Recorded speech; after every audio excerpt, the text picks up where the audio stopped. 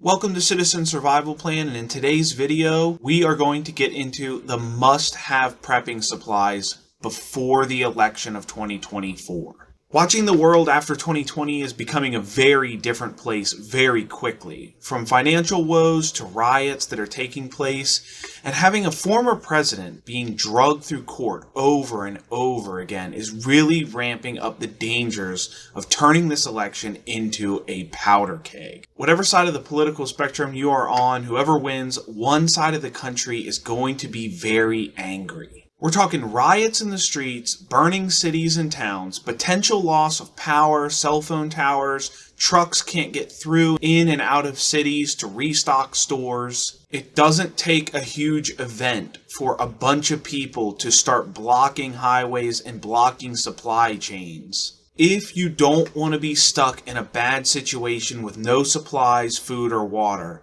now is the time to start preparing. Some of this stuff takes a long time to figure out. Some of the things take permits and take time to fill those permits out. So now is the time to do it. Here are some of the things you're going to need to survive critical infrastructure shutdowns and mass unrest. First, let's start with the things that you need to do before the election. Start doing this stuff right now. Get a GMRS radio license. This is easy and it's just like a fishing license. You can apply for it at the FCC website, and basically overnight you can get your license with no test. This is real radio for grown-ups. It's not like the FRS walkie-talkies you get at the store. It offers real range and power. Gun permits, if required. Some states do not require gun permits, and you could just buy the guns and carry them with no permit. But if you are living in a state that requires you to get permits to carry, this takes time. Buying the guns, choosing the right one, and getting the right permit to actually carry. So you're going to want to at least get a handgun and a rifle, preferably an AR-15 if possible. Before the election, take a look around at where you're living and decide if the place that you're in is going to be somewhere where it's going to be dangerous or there's going to be unrest. If you're living near or around a city, you should probably decide now if you're going to leave before or after or during the election. Your best bet is to, if you're living in one of these places, get out before the election starts. Alright, so let's actually get into the video now, what you are going to need. The number one thing is water. Some people are kitted out in night vision and have all the fanciest gear to fight a war, but would be unable to filter a single drop of water if they had to. Don't be like this. Water is going to be your number one priority. Get a real good water filter. The Berkey is really good. The Alexa Pure from My Patriot Supply is also a fantastic option. It's very similar to the Berkey. One that I've come across recently that offers a lot of water filtration at a lower price is the Life Straw family.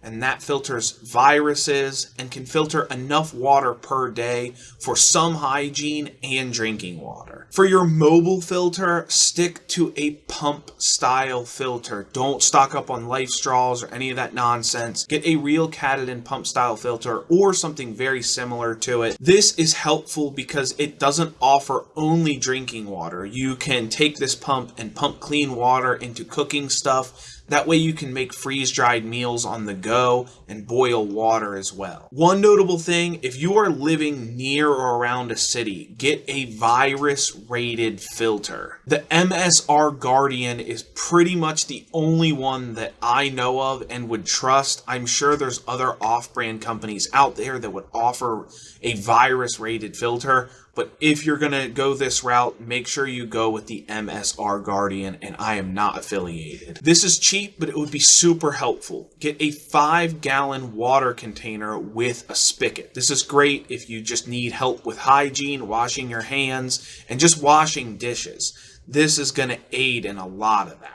A rain barrel on your house is also very, very helpful. Water is very hard and heavy to go get and bring back to a location.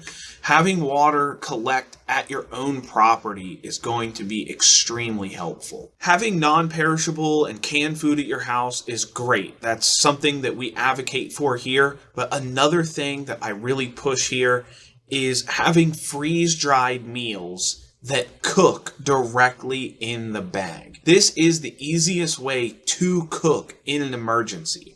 I don't need to make any dishes. I don't need any additional water. All I need is enough boiled water to put in the bag and eat. During an emergency, you don't want to be figuring out how to wash dishes and need all kinds of additional water for cleanup.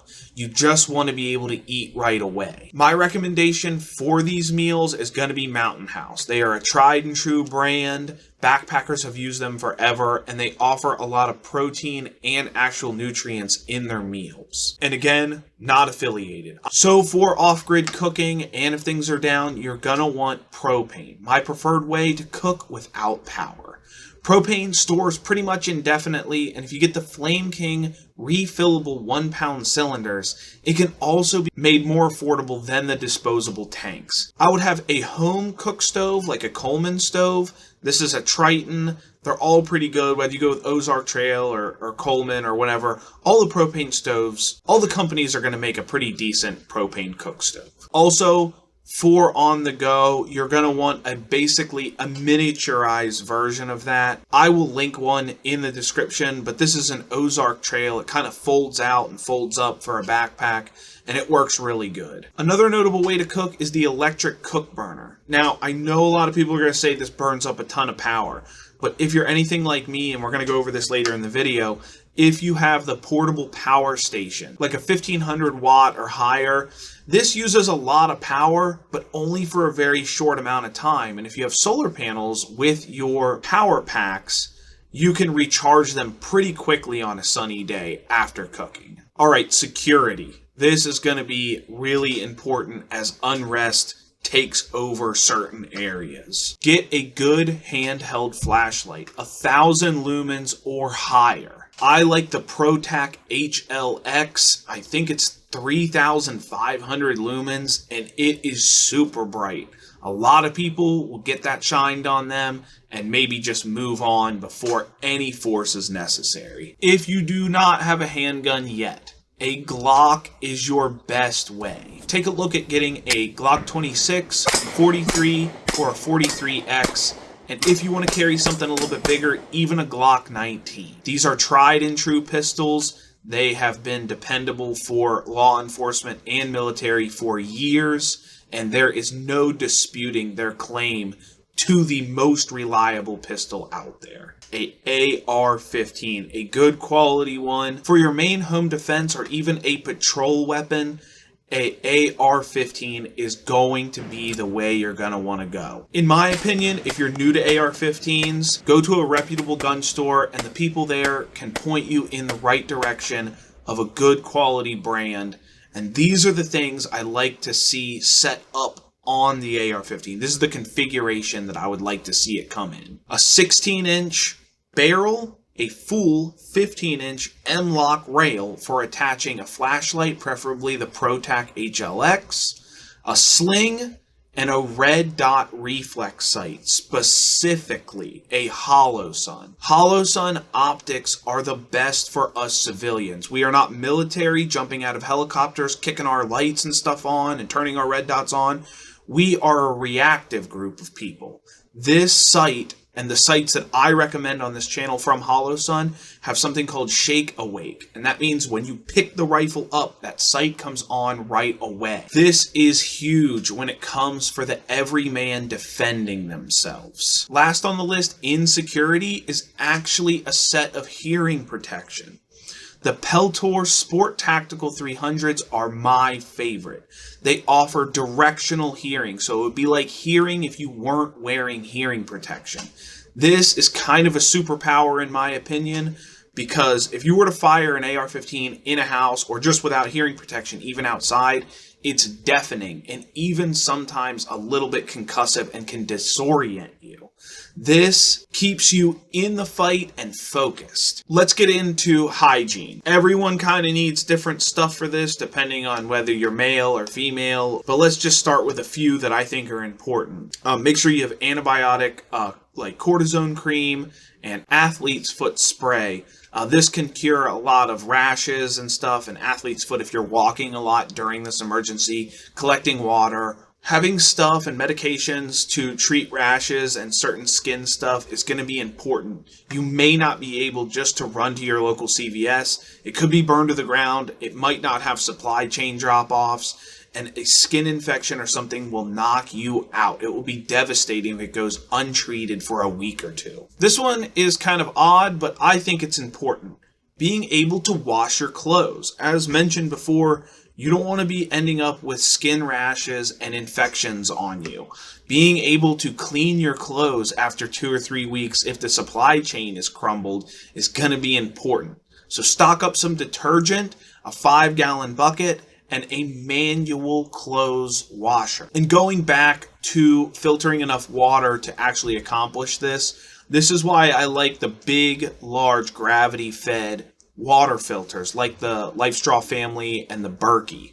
The more water you can filter, the better, because you're not only going to need to drink water, you're going to need it for hygiene things like this. Other notable items in hygiene, I don't want to list in this video because we're trying to get to the stuff you probably don't have, but we'll roll some things down the screen that you should have stocked up, but we're just going to leave it at that. The things you need every day, think about the stuff that you have every day that you use. Take some of that, put it in a bin, and don't touch it. Cycle it out in a year from now. Let's go into medical stuff. So obviously the first thing you're going to want to have is a good first aid kit. I'm going to link one in the description of this video that I like, but the most comprehensive you can get your hands on. So 2 extra things that I would add to your first aid kit is a tourniquet in case someone or you is shot. This could truly save your life. And antibiotics. This is probably the most important thing that you can have. Again, depending on supply chains or what's going on with local stores being looted or whatever's happening, an infection can kill you pretty quickly or knock you out of the game right away. Especially if you have children. Having amoxicillin and penicillin, having antibiotics can truly save your life. You can go to Jace Medical, or if you're like me, you can just go to pet websites and get the stuff you need. I usually stock amoxicillin and penicillin and a couple other ones that I can list, but you have to get what you are normally prescribed if you were to get an infection. I am not a doctor, but I will say, people ask the question all the time, are pet antibiotics different than human antibiotics? And in my opinion, they're not. Amoxicillin is the ingredients.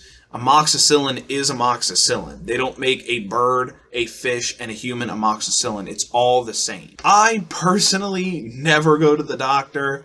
If I have anything, I usually will self-medicate with my own antibiotics. It's kind of a running joke around here, but I have treated myself with pet antibiotics, so you can take that for what it is and decide for yourself. Okay, power. This is important because if you're like me, you like to run a lot of radio equipment and you're just not going to be able to run it or recharge your handhelds without a little bit of power.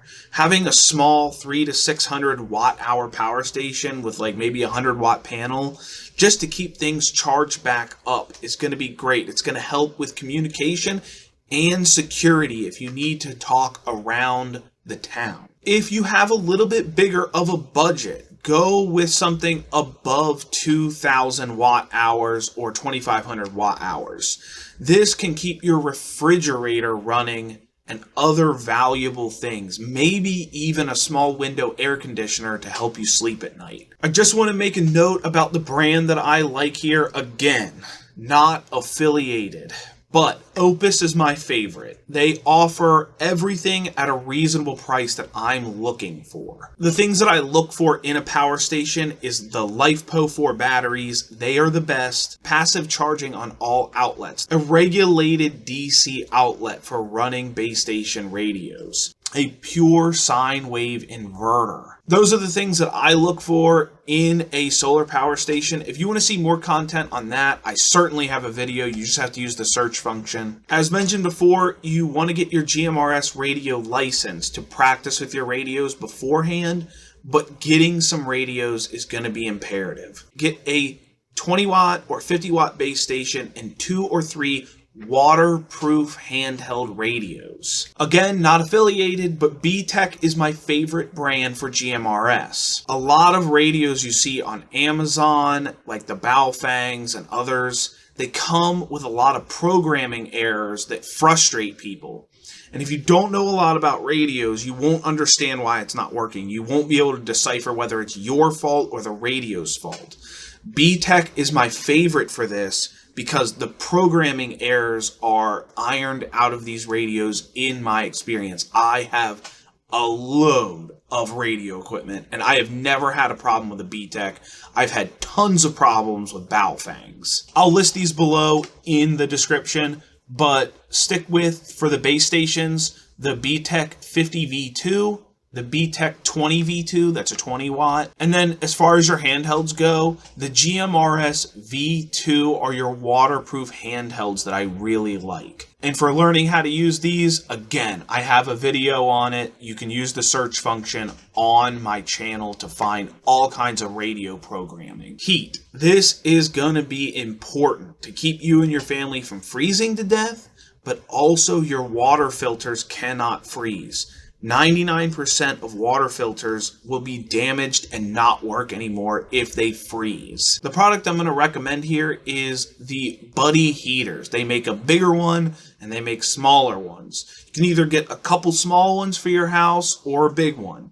I like having a few of the small ones because I'll set them in different rooms in the house. But if you're conserving energy, keeping one room warm so your water filter doesn't freeze is going to be really important. Those refillable 1-pound tanks mentioned earlier will plug right in. Last thing I want to cover on this video is having some EMP protection. EMP stuff is argued to death, but in my opinion, having some protection is always better than none. Getting some Faraday bags, and I'll list some below that I like. And for your generators, if you can't get your generator in a Faraday bag, I do like the AC and DC traps for this. So that is my top list, all the things that I would get ready and learn how to do and use before the election. Any little thing can happen. One protest can turn into an event that can turn everybody rioting in the street in a very short order.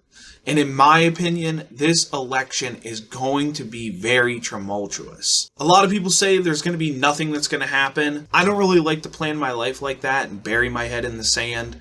I really think that people should get prepared, especially if you have children and a family. Some of the things that we are seeing in this country have never been seen before. It's causing a lot of frustration and anger, and anything can happen this year. I hope you all enjoyed the video. We'll see you in the next one.